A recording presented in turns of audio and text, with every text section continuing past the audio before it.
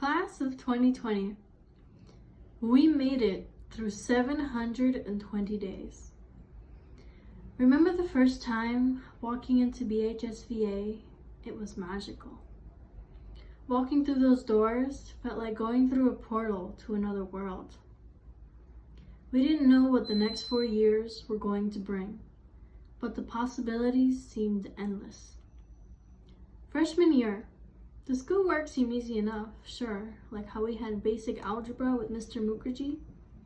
It seemed chaotic, but we never left the class without our smile. We also met our school mom, Miss Marino, who always made sure we were in check academically and socially. Sophomore year life was only going to get harder. At first, in AP Psychology with Miss Adala, nobody passed the test. It was so hard, but we persisted on, even through Saturdays. After school, there were clubs. I joined the art club with Miss Sanchez. That gave me an opportunity to meet the other artists. Junior year, we had US History with Mr. Graham. It got serious. He was like the military instructor, and we were the soldiers preparing for the war known as the US History Regents. Friendships really solidified junior year. For most of us, that year, our decision-making process was about where we wanted to go to college and what we wanted to do with our lives. Finally, senior year, we did it. We worked hard.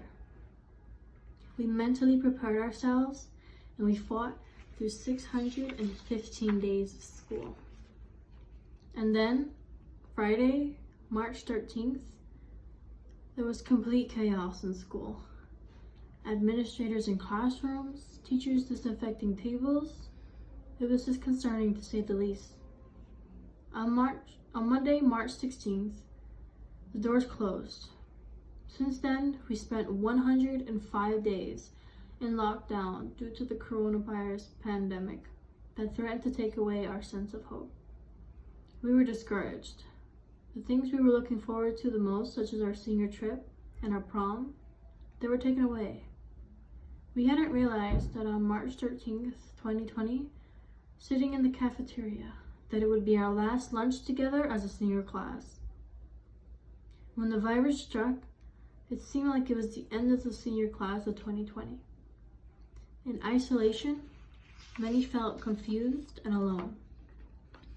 But in isolation, we learned so much, including the fact that essential workers are very important and severely underrated in normal day-to-day tasks. Then, 2 months into the pandemic, riots grew out of the peaceful protests for social justice and caused many Bronx businesses to be raided and broken into. We were scared. But later, we saw communities come together to clean up. These aggressive acts were born of fear and rage for our loved ones of color who were seen as targets by the police. No matter how bad it was or how horrible it seemed, many stood together and fought peacefully for safety and justice. In that 105 days of fear, anxiety, isolation, survival, some of us lost hope, motivation, or even funds to keep our goal of going to college alive. Nothing was turning out the way we expected it to. But in the end of our high school experience, we learned through all 4 years and this pandemic and the protests that we are strong. We learned that this isn't an ending, this is a new beginning. We finished our time in this realm, and now we need to discover our purpose to help our world, each and every one of us in our own way. 720 days, all of high school, is over, and the timer has now been reset to 0. As I close, on behalf of the class of 2020, we thank all those who took their time to keep us safe and healthy within our community.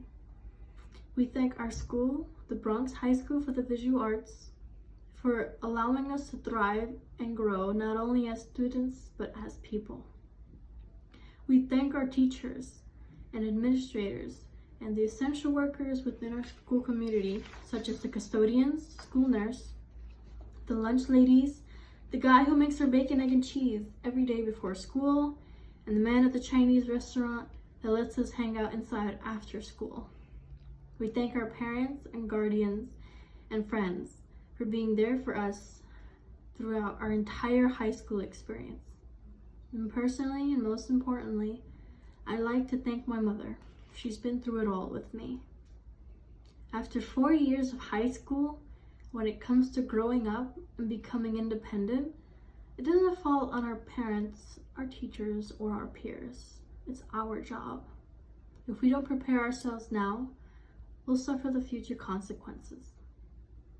To the class of 2020, let us not be remembered as the class that didn't have a graduation, that didn't have a prom, that didn't have a senior trip. Let us be remembered as the class that survived the worst and came out the best. Let's continue to shine bright. The pandemic tried to extinguish us, just as racism tries to extinguish people of color. But our flames will never die, because altogether, our flames represent strength, willpower, and hope. Let us open the door to the next chapter of our lives and pack our bags for the long trip ahead. And who knows, maybe one day we'll get our stuff out of our lockers. Congratulations, class of 2020.